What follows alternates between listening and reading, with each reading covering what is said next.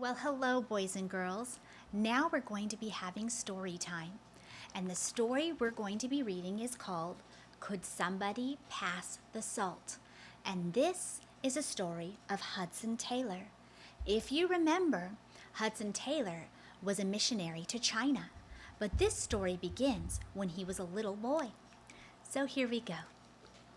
Hudson Taylor lived in a little English village with his father, his mother, and his two sisters. They lived in a time when you traveled by coach and horses to get to places, and it took you ever so long to get anywhere. You see, he did not have a car or even a motorcycle. He had a cart with horses. Doesn't that sound like fun? One day, something that should have happened quickly took a very long time. Everyone was having their lunch. Hudson was hungry, but he hadn't been given any soup. His mother had forgotten him. Hudson's tummy rumbled, but nobody noticed. He sighed, just a little one, but nobody heard.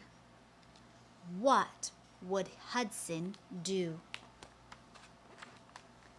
He was not allowed to speak at the dinner table.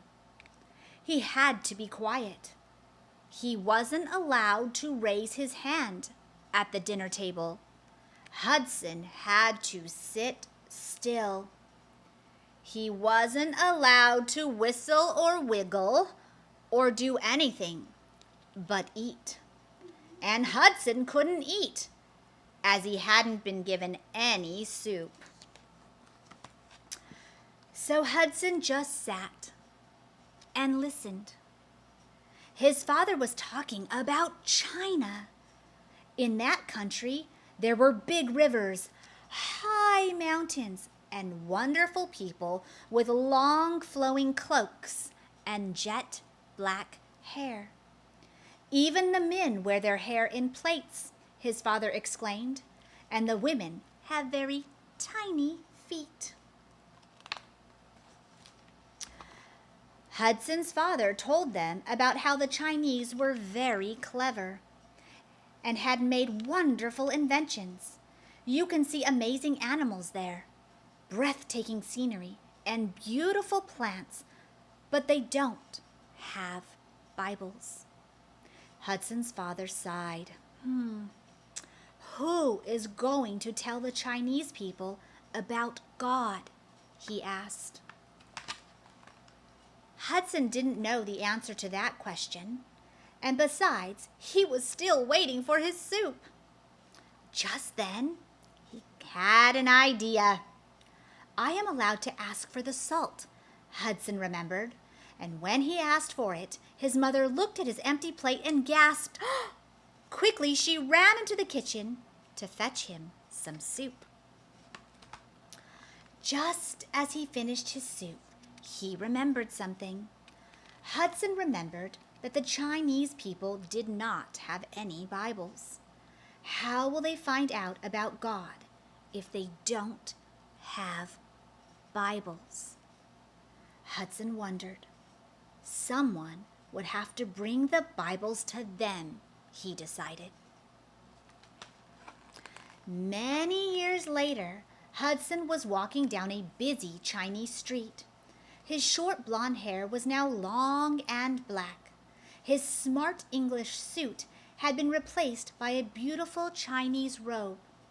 It was market day, and the town was very busy.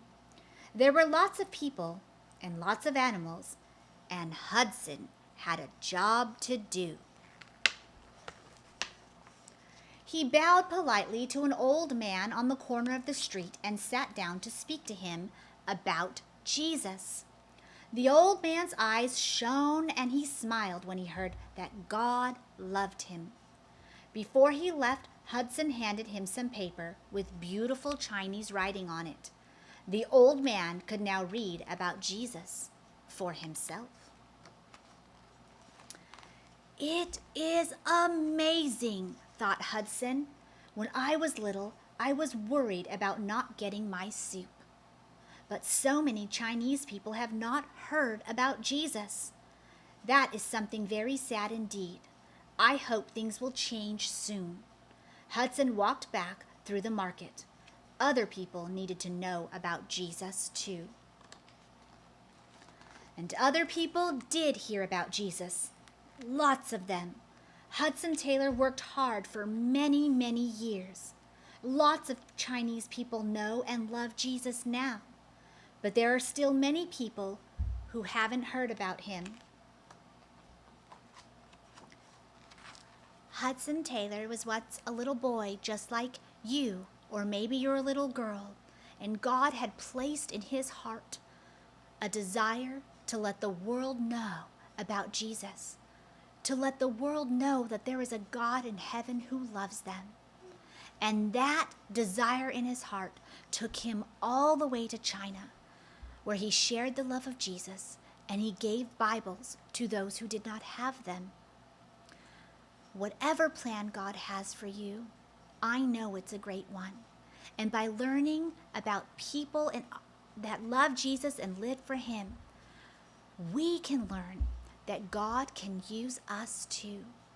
Next week, we're going to be learning about another woman. And this woman's name is Corrie ten Boom. And the title of the book for next week is Are All the Watches Safe? Until next time, may God bless you and keep you.